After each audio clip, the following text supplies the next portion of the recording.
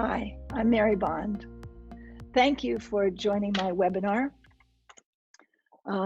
It's good to be with you. And thanks again, as last time, to the Guild for Structural Integration for helping me set this up, for supporting me, Amber Burnham Noel and Elisa Noel, and for their support and their friendship especially. So now I'd like to introduce Talia, who is my volunteer for the movement lesson today. Talia is a lifelong dancer and teacher of Middle Eastern dance. She's also an author, an artist, and a somatic experiencing practitioner. She lives in Vermont, I'm told, in the very wilds of Vermont, far away.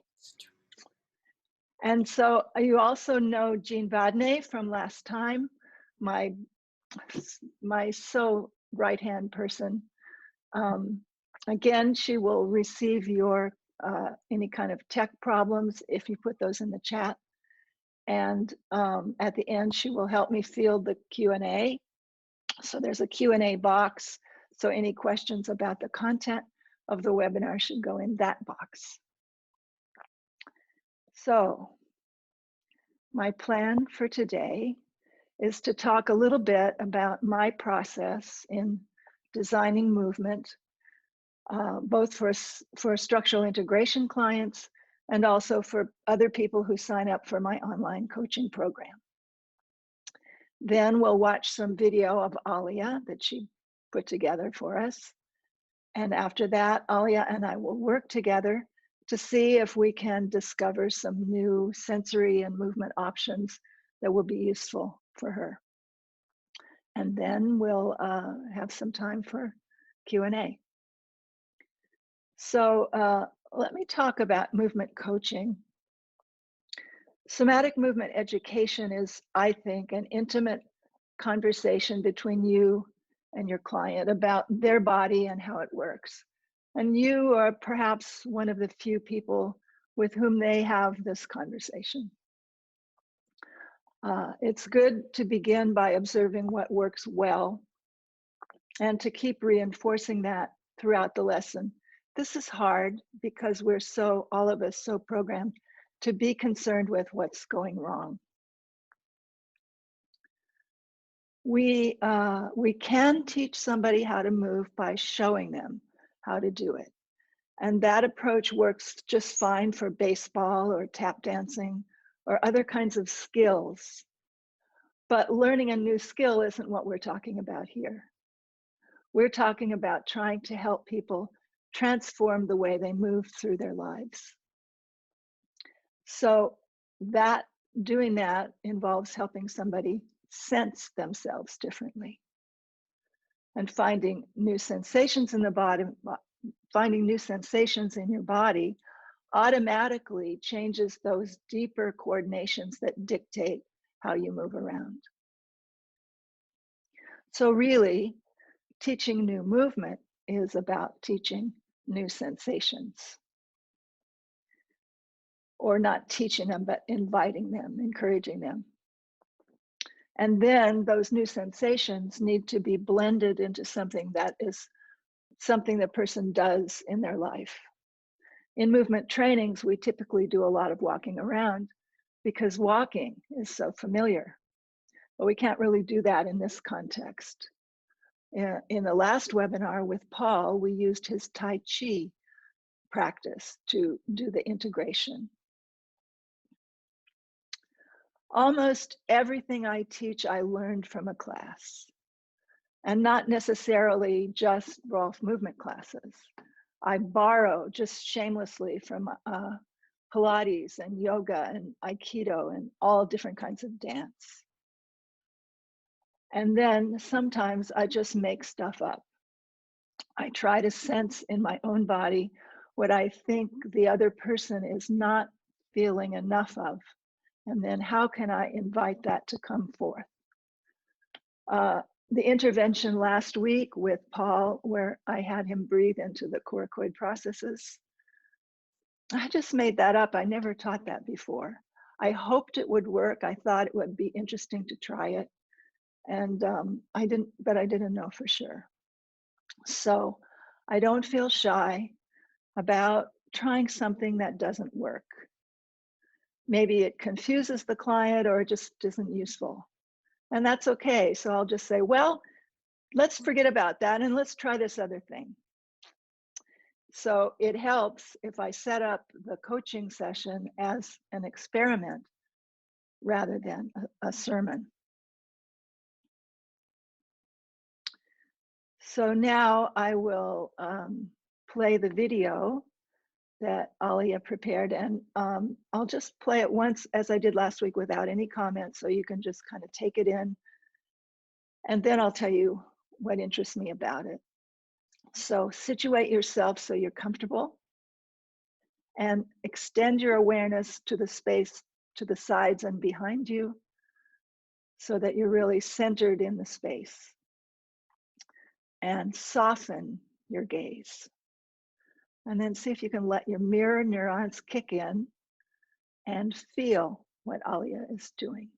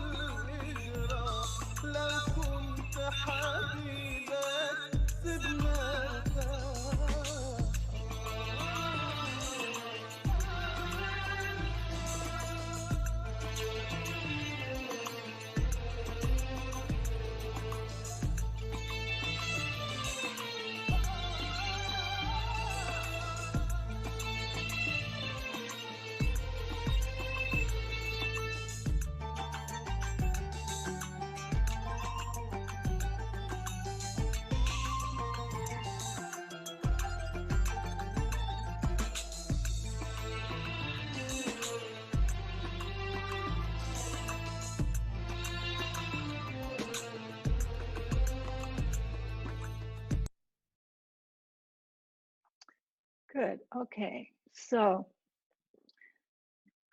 this time, I hope you can hear me. Can somebody tell me if you can hear me? Yes. Sounds great, Mary. You're perfect. Okay, great. So for this first part, I'm going to play at halftime. So we'll go back.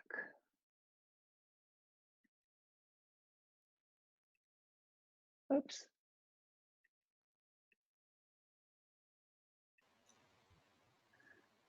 So we see a nice contralateral interaction between Alia's shoulder and pelvic girdles, but we don't see it playing through the spine. It seems too quiet right in the middle.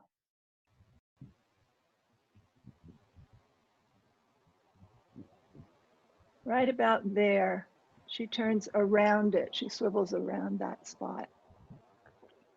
She's told me she has scoliosis, and my guess is that that's where the apex of the curve is located. So again, I'm going to back up again. I think Alia orients her body to the ground more than to the surrounding space. If you're familiar with the concept of two gravity centers, you'll notice that she rests into the lower center just before she takes a step. We watch it from the back. Right there, down she goes. When somebody can orient equally between earth and sky, it helps expand the body's inner spaciousness and makes room for fuller expression of the midline. One more thing I wanted to show you. She carries the right side of the pelvis around the midline. So the right leg doesn't swing through in the same way that the left does. So my guess is that the right side of the pelvis rotates forward and the left side rotates back. So a little torque at the SI joints.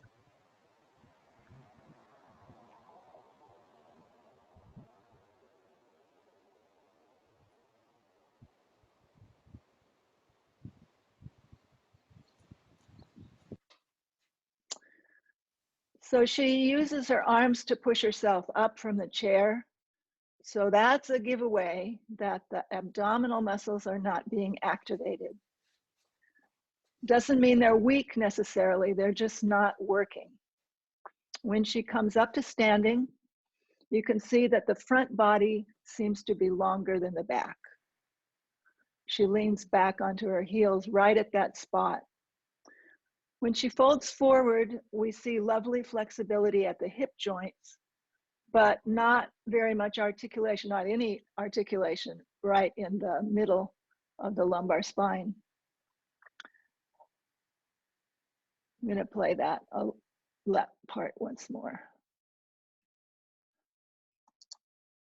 As she starts to unfold, she seems to ground through her pelvis, but then she doesn't find her abdominal coordination. Last week, we saw how Paul's shoulder girdle lacked independence from his thorax, but that's not the case for Alia. There's a nice pulley system between her humerus and her scapula.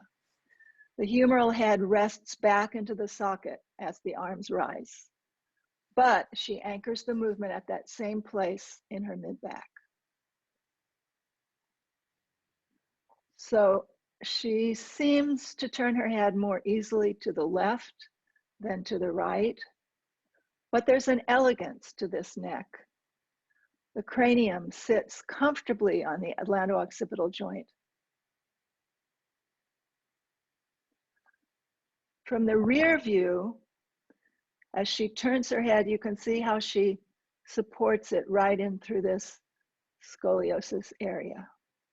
There's just a little extra activity right in through here. So this is one of the ways that Alia stabilizes herself. It's a very hard-working scoliosis. Alia told me that she had a bad break on her left ankle and a bad sprain on the right one. it looks to me as though she rests more into the medial arch here on the left foot and the lateral arch on the right foot. So that's interesting. It means that her stance twists her foundation to the right, but her spine rotates to the left. So it'd be interesting to find out whether opening up her feet could help relieve the compression in the spine, but that would be a longer term project than today. There's some indication of water retention around her ankles, but her doctor isn't concerned about it. But notice when she rises from the knee bend, she loses her relationship with the floor. She pulls herself up with her knees. This interests me because her movement in general is well grounded, but the ankle injuries may have invited her to substitute support in her knees for the support in her feet. Oops.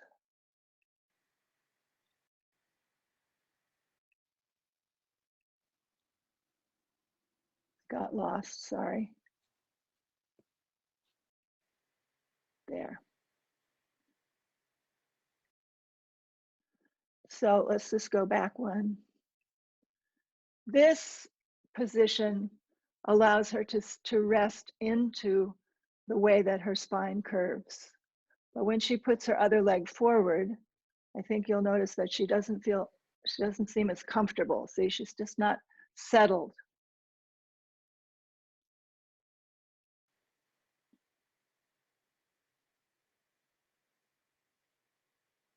And here, if I can stop it, you really see the curvature and the way the transverse processes project back on the left. That's how you know it's a left rotation. But at the same time, she looks comfortable sitting there. But in the next one, when she turns the other direction, she's going against her curvature and she doesn't settle down as well. Okay, let's see. Sorry to interrupt the dance. I think the undulatory motions of this dance have been very beneficial to Alia's body. We see lovely flow through her system. The arm gestures have kept her shoulder girdle free.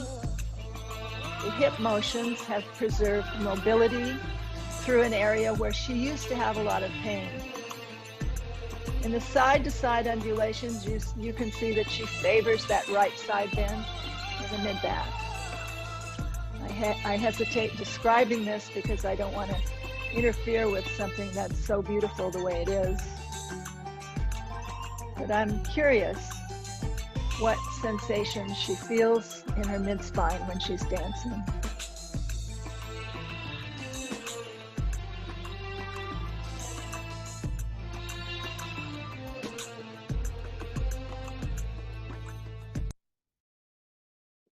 All right. So I can stop the share. And I can put my video back on. So I'm back, and now I need Alia back too. Here I am. There we are. There we are. Okay, thank you for doing that. Pleasure. Thank you for choosing me as your guinea pig. So how did that little exercise seem to you, just watching yourself be talked about in that way? Was that? It was really interesting, actually. Mm-hmm. Each of the things that you said was really interesting, and at some point it would be really fun to, talk more about it, because I could see the things as you talked about them. It's like, huh. Mm-hmm. Mm-hmm. Yeah, so I'm doing this body reading part mostly for the other watchers. I wouldn't necessarily, if we were having a lesson, I wouldn't necessarily give you all that information right off the bat, But among those things that we see when we look at a body, then we have to strategize. Well, I only have, 30 minutes to do something here or so. And so what of those things am I going to try to work with today? So I wanted to find out, when you're living in your body, what feels comfortable? What is it? What do you like about it? What do I like about it? I like when it's working well. Some days it's kind of creaky, and other days it's working well. It tends to be connected to how much fish oil I take and turmeric.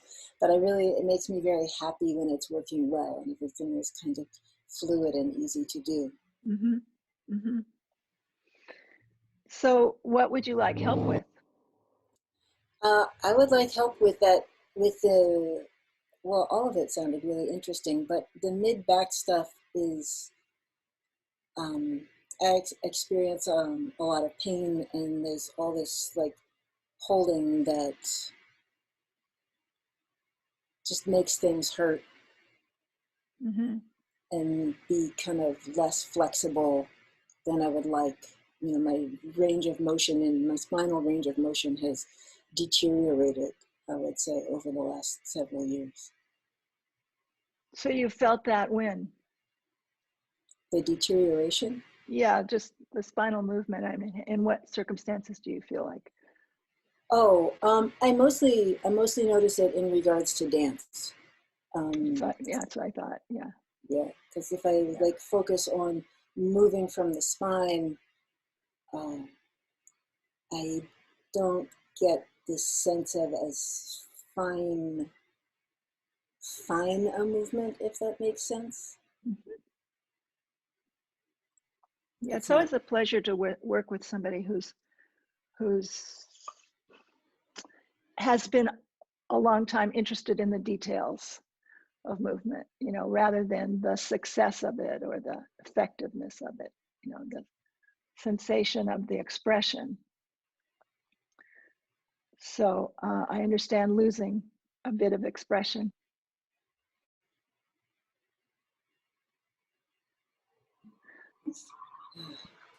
I'm sorry that you do. But yeah.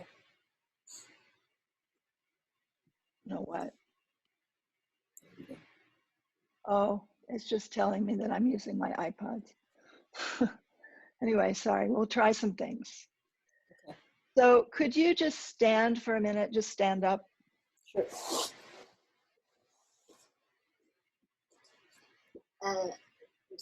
Yeah, right. Back so you can That's a good spot. We can see you, but we don't need to see you necessarily. We just need Oh, all right, I'm standing. So I'd like you to feel yourself just standing with your arms comfortable, yeah. And you can have your eyes open or closed or a little of each. And just imagine yourself to be a sandwich. So you're an upright sandwich, and there's a front slice of bread and a back slice of bread. Yeah, So right down the middle of you is wherever the peanut butter is, or the ham, or whatever is in the sandwich. But we're interested in the bread, okay? So I'd like you to just take a moment to feel if those two bread slices are the same density or the same quality or the same color. I don't know.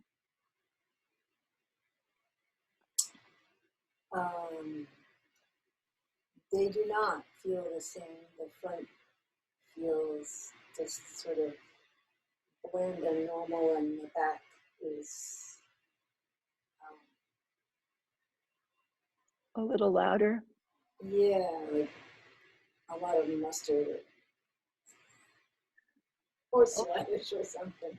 A lot of mustard on the back bread. Okay. So they have different quality, however you might describe them. Yeah. Okay. So I just wanted to start with that as kind of a pre-test. And now we'll try some things. If you just go ahead and lie down on your back. Oh, just let me adjust this for this part. Yes, that's good. That's great. Yeah. Yeah, so that's it. Just be there. And I don't know if you have the sheepskin touching you completely comfortably.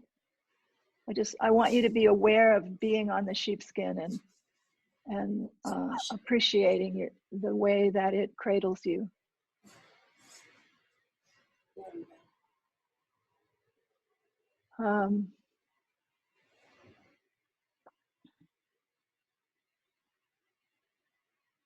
So maybe there's a few words that describe the way that feels, just resting in that soft space. It's cozy and soothing. Uh-huh. And just take a moment to notice the cozy, soothing feeling all the way from top to bottom, and if those feelings are more pronounced in any areas than other areas.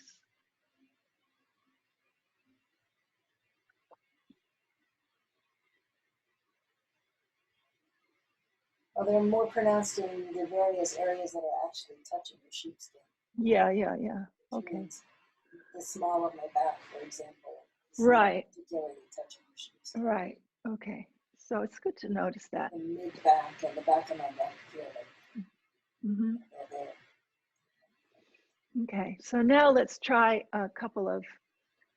I hesitate to call them stretches. They're just positions. So I need you to roll over onto your right side. And I think you have a bolster there somewhere. I do. And you're going to put that under your waistline. And then have the pillow so that you can arrange it for your comfort throughout the exercise. So just so that your head. Yeah, and so there, we just take a moment to let everything settle into that position, resting down into the skin.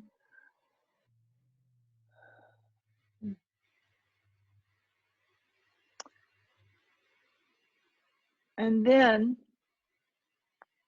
I'd like you to flex your top foot, the left foot, not extreme, but just flex it a little bit. And then push it back away from you as if you were pushing a pedal back. Just all the way so it's straight leg. Yeah, there you go. Okay. So it doesn't matter if it's pushing the wall or not, it's just pushing back. So that's kind of a diagonal through your body. And then see if you can bring your top hand onto the floor and slide it up until it becomes an extension of the diagonal of your foot. Right. Okay, that's good. So is that okay, that position? Yeah.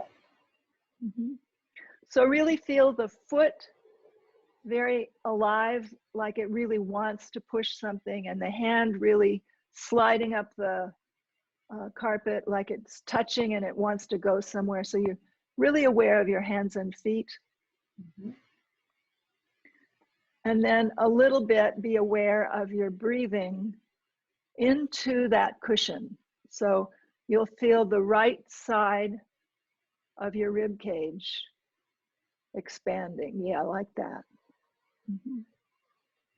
And when you exhale, just relax back into the cushion. So you have a little reach going along this diagonal of your left side body, but everything else is resting. So there's a kind of partnership between rest and intention. And just breathe again a couple times. There's a little bit of activity going on, but also ease. resting. Okay. So now let's go take away the props and just rest back onto your back again.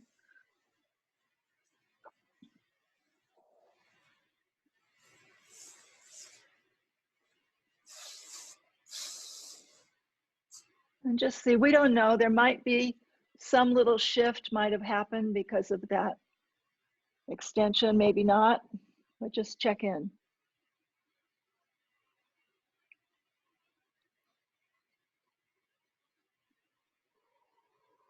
Any news? It's possible that my low back is closer to the sheepskin now. Uh-huh.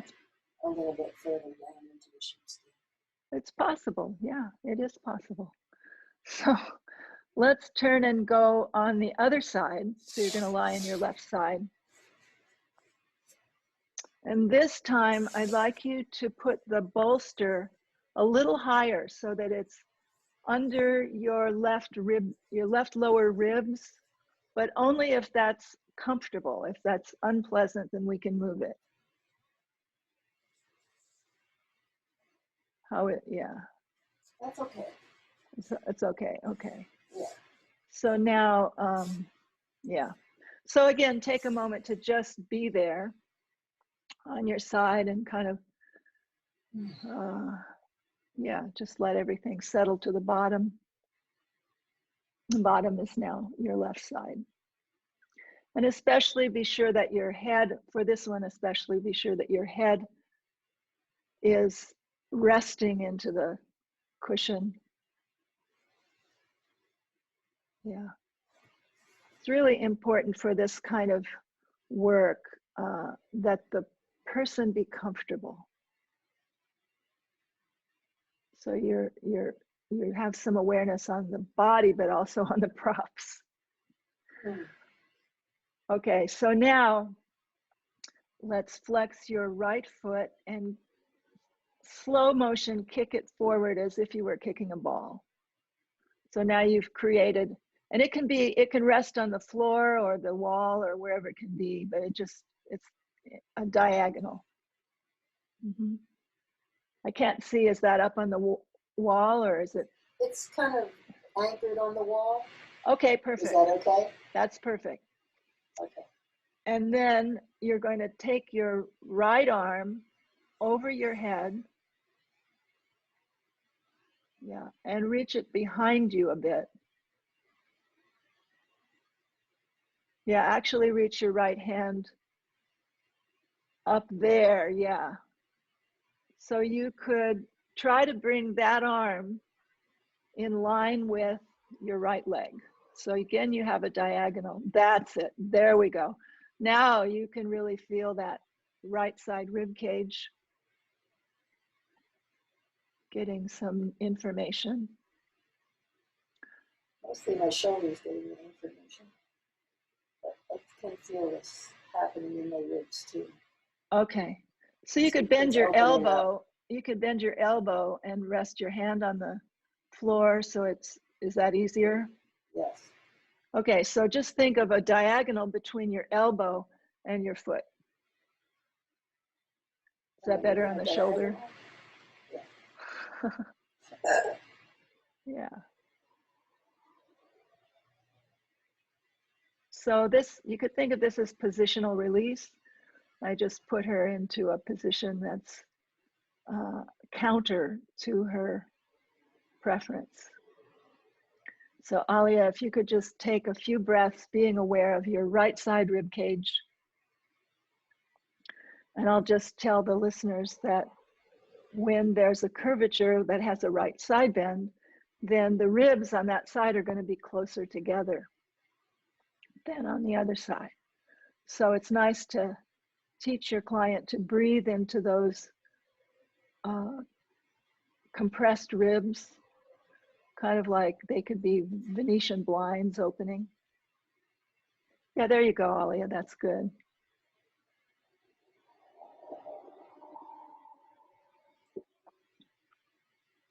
All right, you feel okay? Let's come on out of it and some way. Just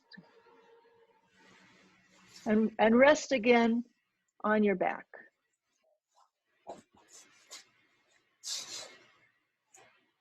We don't need the props anymore.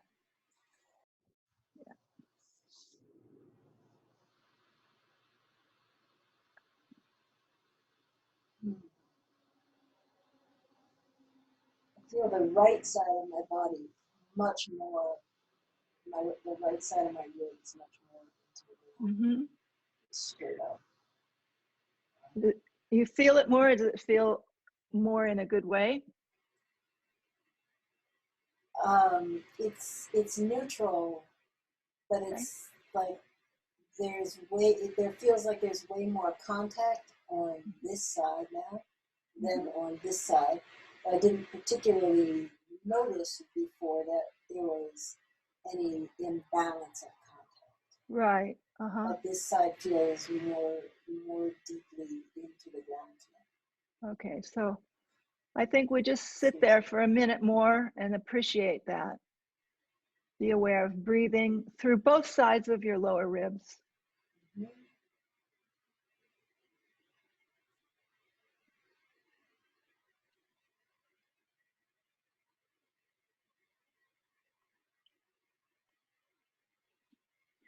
So while she's resting, I'll just tell the viewers that in my most recent book, Your Body Mandala, this exercise we just did with Talia is a variation on the Leonardo stretches that I wrote about in chapter 12.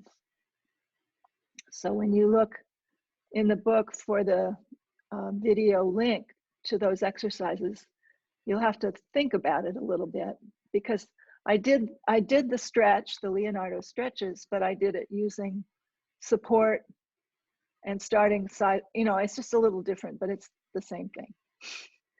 The idea is to elongate the fascia. It's a long fascial stretch. And my intention was sort of a third hour approach here, to sort of open up on either side of where that curvature is in the mid-back, and see if we can just get more space for possibly something more to happen. So Talia, if you would just, well, it might be interesting if you just stand up. And we don't have to, don't worry about the camera, just stand up and feel yourself, and you can still talk to us. We don't need to see you. Yeah. So what I'm curious about is there any difference in the sandwich? Maybe yes, maybe no, but just check in and see. Yes, there is definitely the mustard is gone. Oh, excellent. So the middle of my back hurt before, and now it doesn't. Glad to hear that. There's that right off the top, yeah. Okay. All right, well, I'm pretty happy with that. How about if you sit down for a minute, just sit and relax, and I'll try to describe a little bit of the next exercise.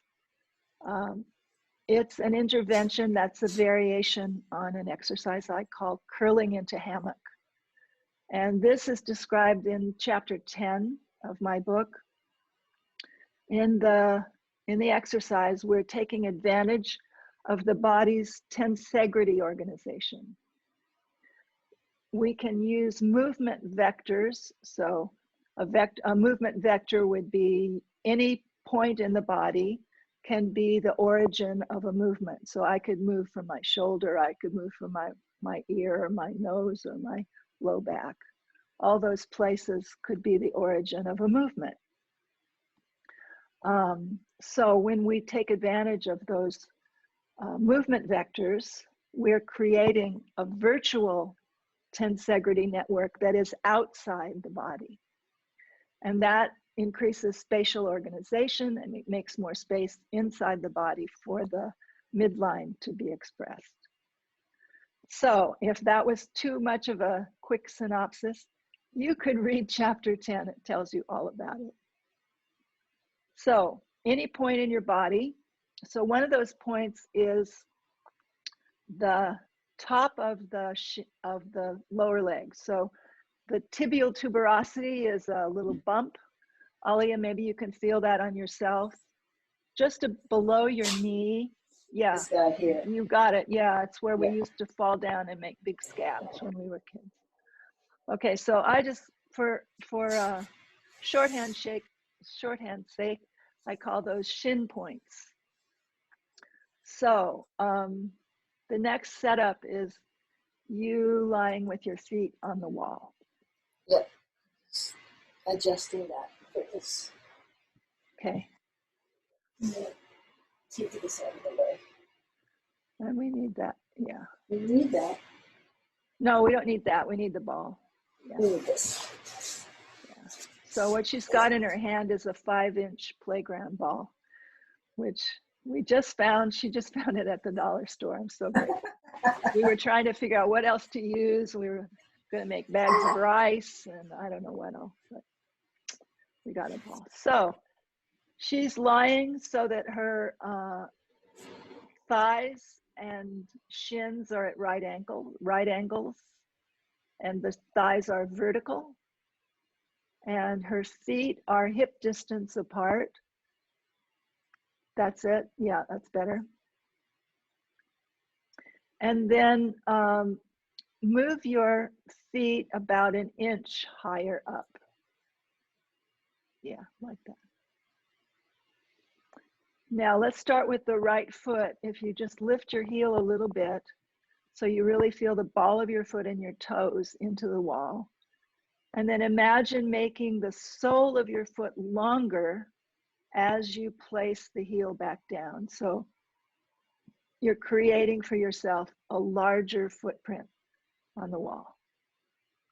Does that feel okay? Yep. Okay, so let's just do the same thing with the left foot. The heel comes up a little bit. You traction your foot down, elongating the sole, and replacing the heel.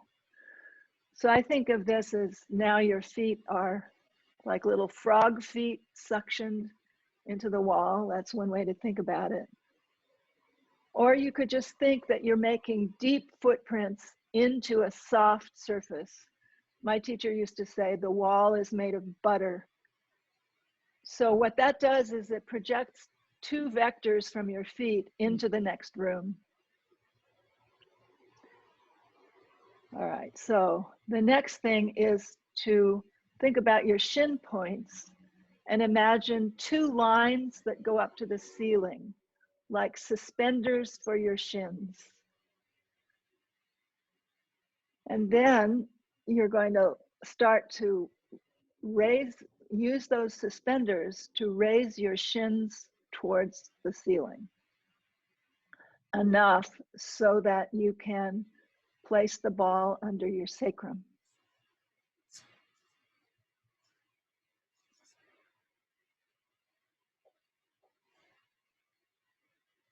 Yeah. Okay, so now we'll just rest there for a minute, and you can adjust that so it's comfortable at any point during this. But I want you to just feel that you can rest, allow the weight of your pelvis to just rest on that ball. You don't have to hold anything, because what's holding you there is the suspenders on your shins. So that weightedness of your pelvis going down and the imaginary suspenders going up creates more space. So polarity.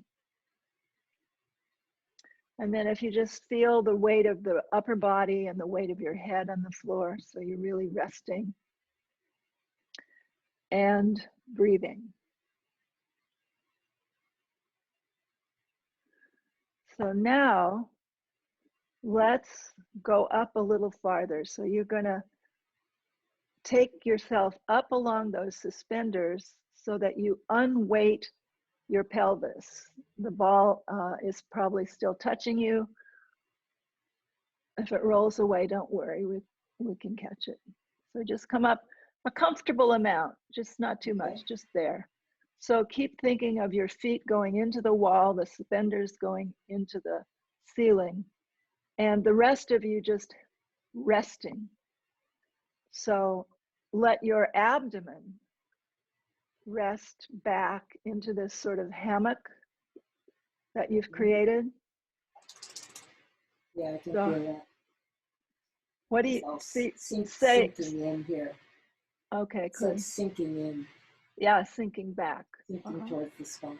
Right, it just sinks back without you having to push it back. Right. And then I think you might feel your lumbar spine getting a little bit more long.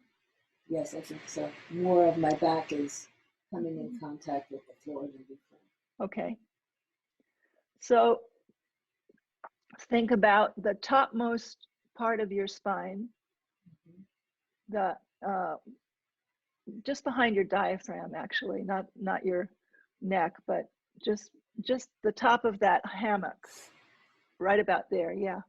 And just see if you can lower yourself from the top down super slowly,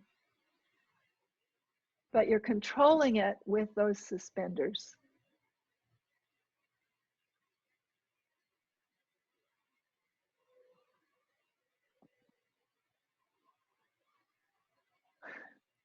I was tensing up, and I just like kind of You're tensing up relax a little more. My glutes are tensing, so I relax them and then start the descent again. Perfect. Yeah, so a lot of times there's such a tendency, because in yoga class we've done something similar to this, and the instruction is to engage your glutes and push your pelvis up. And this is completely not that. This is letting those glutes take a break. So, you ready to do it again? Yeah. Going up with myself up from here. Yeah. There you go. So that time you came up higher, we can really see the lengthening through the lumbar area. So we're hoping to decompress the part of your spine that's just below the apex of the curve, part of the curve. But so again, as in last week's lesson, I'm looking for support from below. So I'm not trying to fix her curvature. That's not going to happen.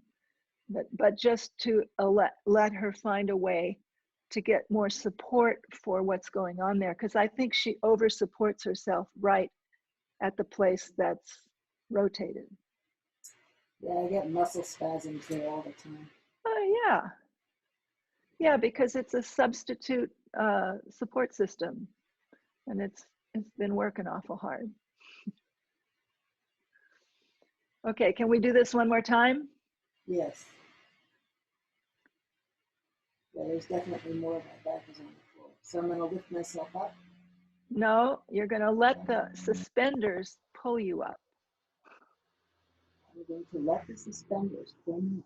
That's right. Yeah, it makes all the difference how you think about it. And that's plenty. So can you sort of pause there for a little bit? Yeah. And really be aware of your abdomen sinking back into that hammock that you've created.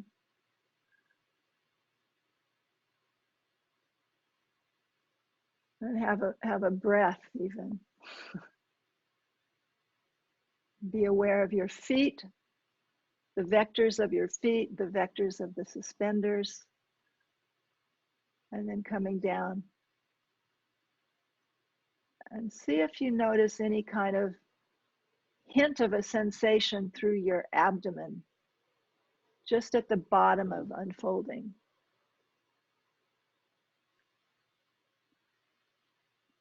It's got itself all sucked in me. You broke up there a little bit. Can you say that loudly? Sorry. Yeah, it's all like just sort of nestled itself very deep in me. Oh, good. I love that. It nestled itself deep in you. That's what it's supposed to do. Yeah, thank you.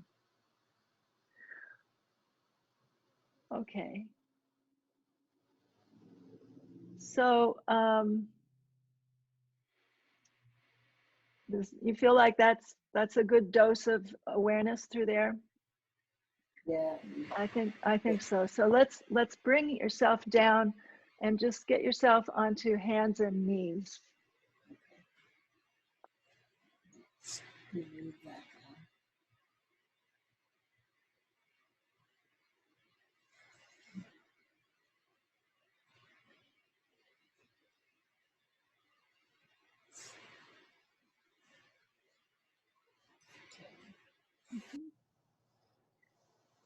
Yeah.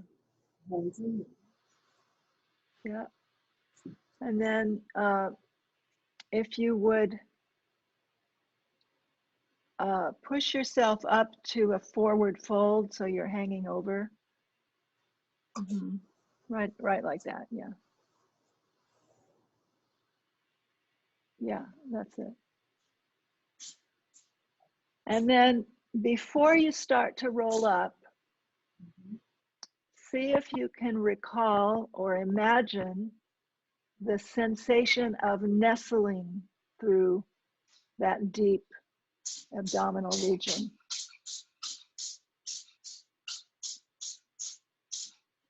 Oh, poor sensei, what's the matter with you? My cat is sneezing.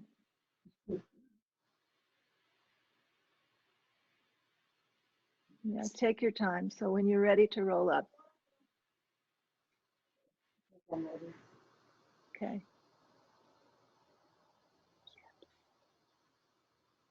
Yes.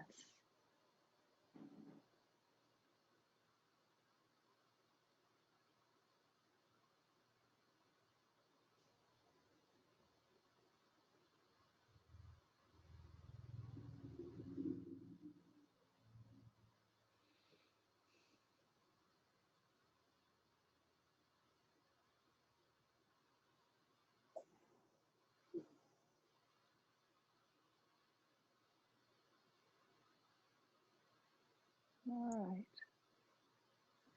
So, any news standing there? How you feel? I the rolling up was, I took it very slowly, but it was also easier to roll up. I didn't have to bend my knees, I have to get my knees. Somehow your sound is a little garbled. Sharpening time. Yeah. Okay. So it was easier to roll up. Usually I have to get my knees in order to come up to, Uh-huh. Uh-huh. protect my back, and I did not have to do that. And I felt that I was coming up in a more segmented way than usual. Usually it just kind of comes up with a chunk. Well, I think that's a great thing. It's what I was hoping for. So,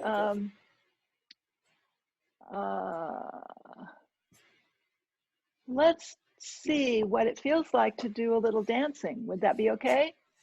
Sure, that would be okay. You want just silent dancing? Well, you can play music or you can just dance. Whatever you prefer. No, it's up to you. Just dance. I think it's I'm just easier. gonna dance. Yeah, there we go. So what we're interested in is what it feels like to you. So just take your time.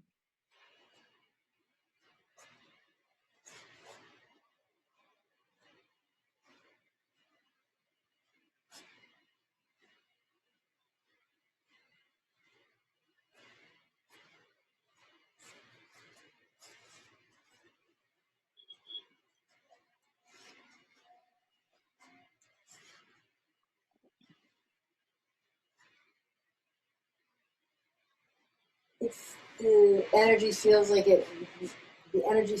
it's moving more smoothly through the spine, more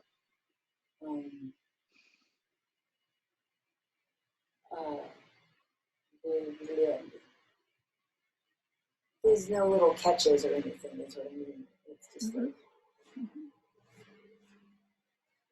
Usually I can Okay. feel a little clunk. You do feel a clunk, or you? Usually I can feel a clunk, and right now I don't. Ah, And, no clunk. no clunk. Okay. And So, also this way feels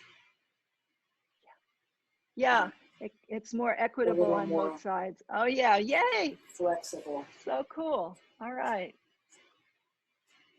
That's really amazing, actually. Yeah. Yeah. Thank you. That's It- a big difference in a very short period of time.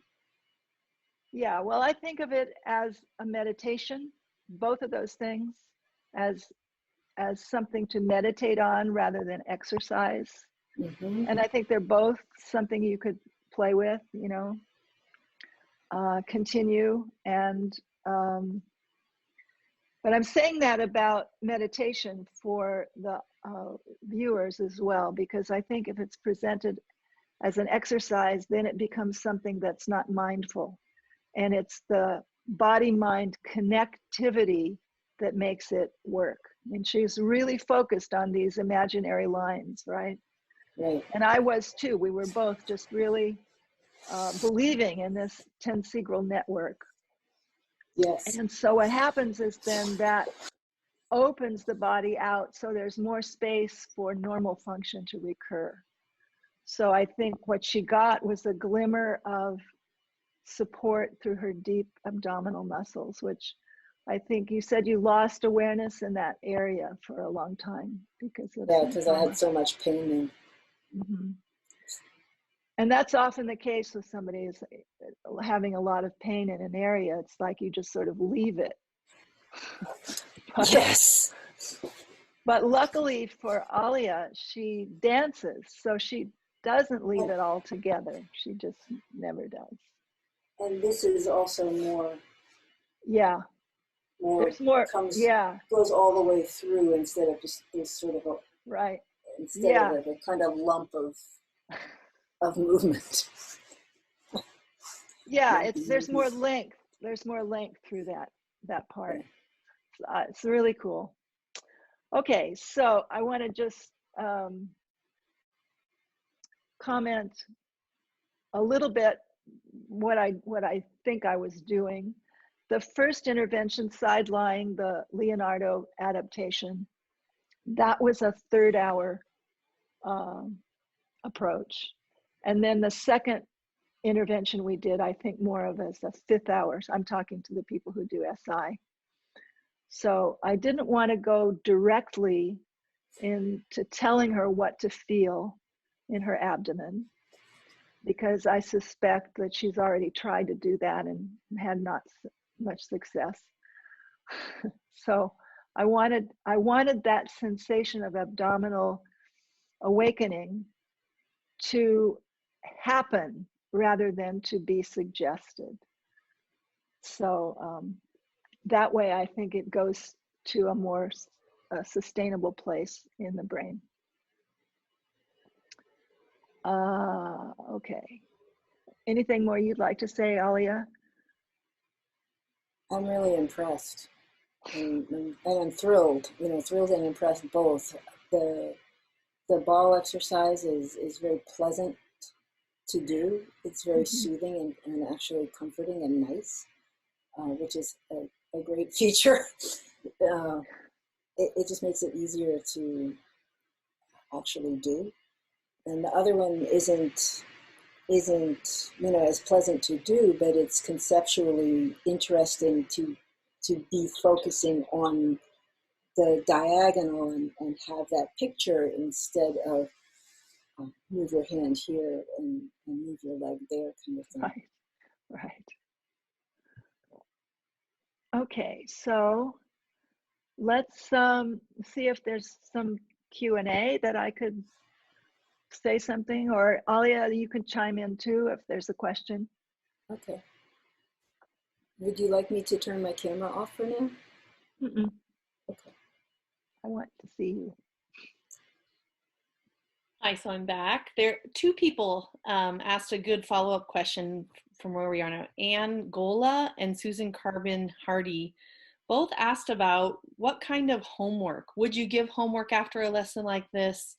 And would you have her maintain these kinds of exercises that you did on her own? Or is it just enough during the session? Yeah, no, I don't think it's ever enough during the session because we're so programmed. I mean, she's really, because of various things that happened along the way in her life, she's really learned to grab onto that mid-back as a way to hold herself together. Does that make sense to you, Alia? Could you say that again, please? I said, I think you've learned to hang on to that place in your spine as a way of holding yourself together.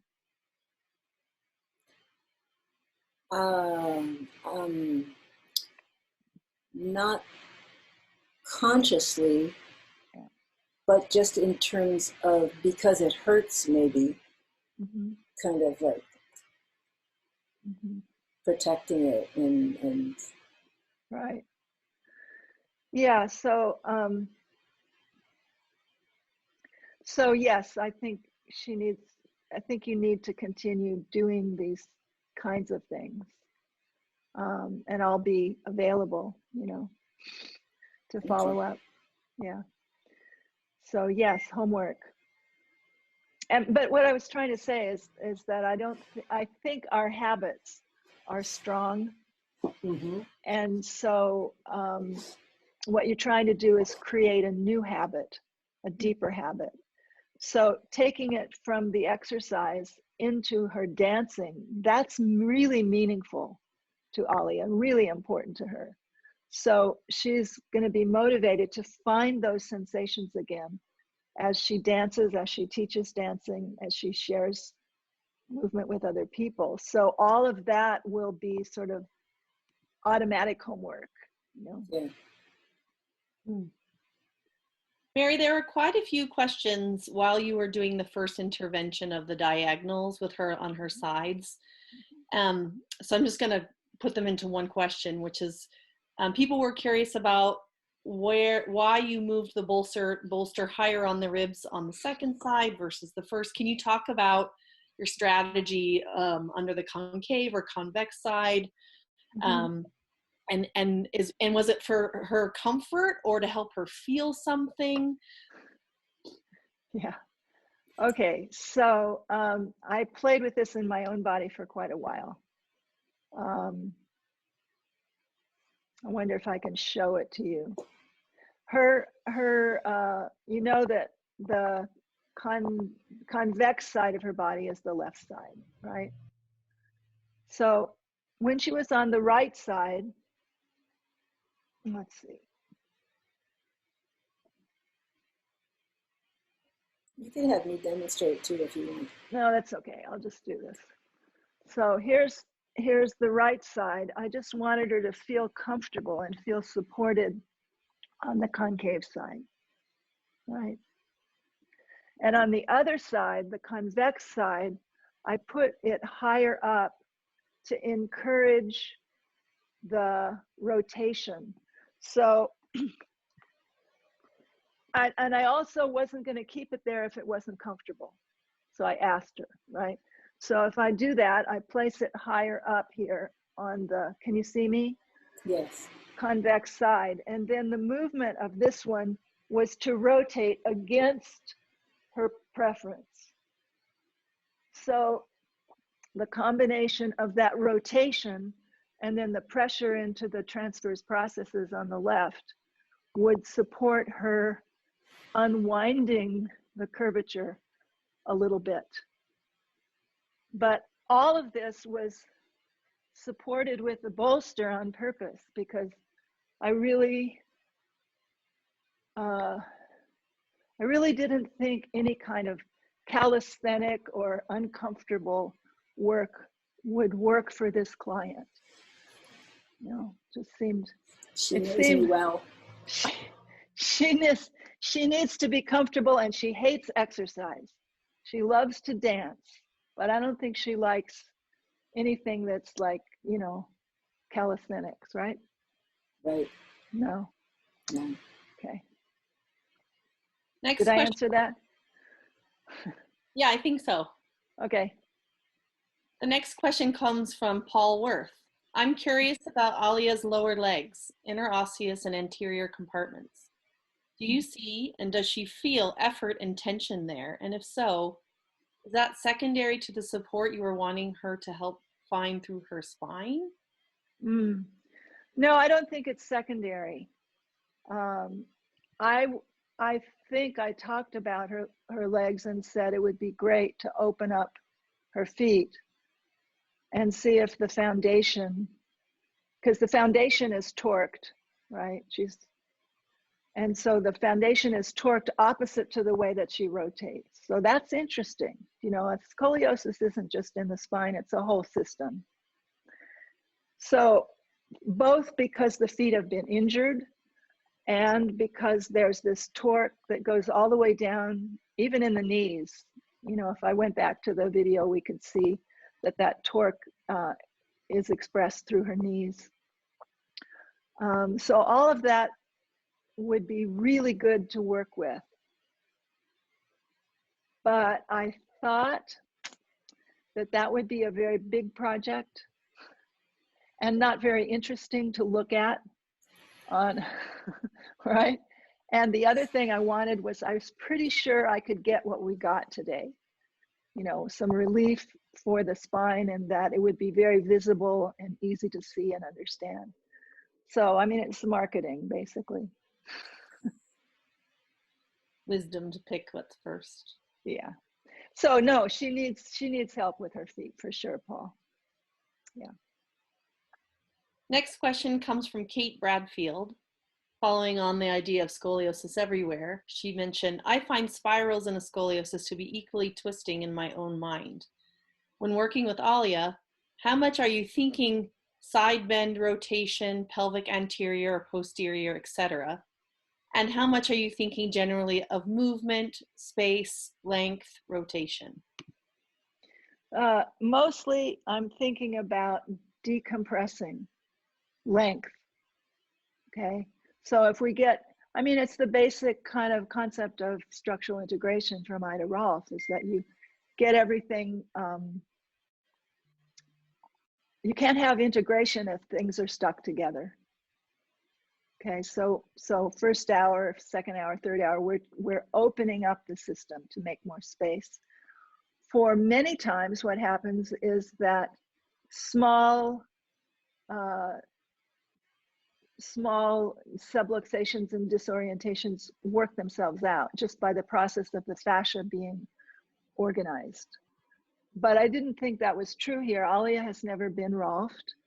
I don't think it's her cup of tea, is my guess. She's had really good success from biodynamic cranial work. So knowing that, I felt like that was part of the reason why I wanted things to be really comfortable too. So anyways, sorry, I'm talking about you without asking you. I was Rolfed once and it wasn't painful, but it was very, very expensive and far away. Mm-hmm. Yeah, exactly. So that's true for lots of people, and that makes it just as inaccessible as if it was painful. No. Anyway, so I don't know, did I answer that? Yes. A quick follow on from Jay Breitenstein, again about sort of scoliotic patterns. He noticed when Alia looks left, she looks down at the end of her turns. Must have been while she was dancing. Eyes affecting movement through the body has him interested. Can you say more about eyes and the vision and how you might layer that in to this work, Mary? Or maybe that's in your book? No, it's not, and I'm not an expert in that, and there are people who have studied that extensively, and you know, if I were younger, I'd go study with them, because I think it's completely important and integral to our work. So one thing I've been playing with myself is these simple exercises from originalstrength.com. It's online, and it's a kind of young millennial guy's version of developmental movement. So he really emphasizes turning the eyes to move the head, you know, so doing lots of rotary kinds of movement rolling on the floor, but always initiating it with the eyes. So I found that being an adult, that was something I didn't do very much. You know, I turned the head and the eyes sort of ride along. But, you know, I wear glasses, and we're all of us, you know, we're just beady-eyed these days.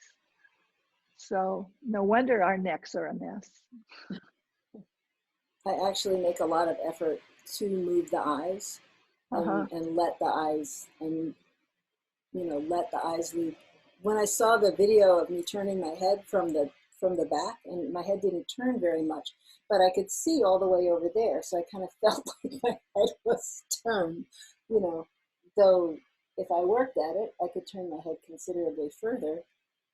Yeah. And I just didn't put that effort into it. Mm-hmm. And I have had things with the vision on the left, which I've been increasing my field of vision on the left, so that might be related to that. Fantastic, yeah. Okay. Well, it's almost 11:15. Okay, so if I could just make some announcements, I think, before we start. I think many of you would like to check in with Alia and Paul to see how they've integrated these lessons, or see what next steps I might suggest for them. So in a few weeks, what I'll do is interview them both, and then it'll be recorded, and I'll put it on my YouTube channel, and anybody interested can look at that. And you can find my YouTube channel by just going to YouTube and search my name.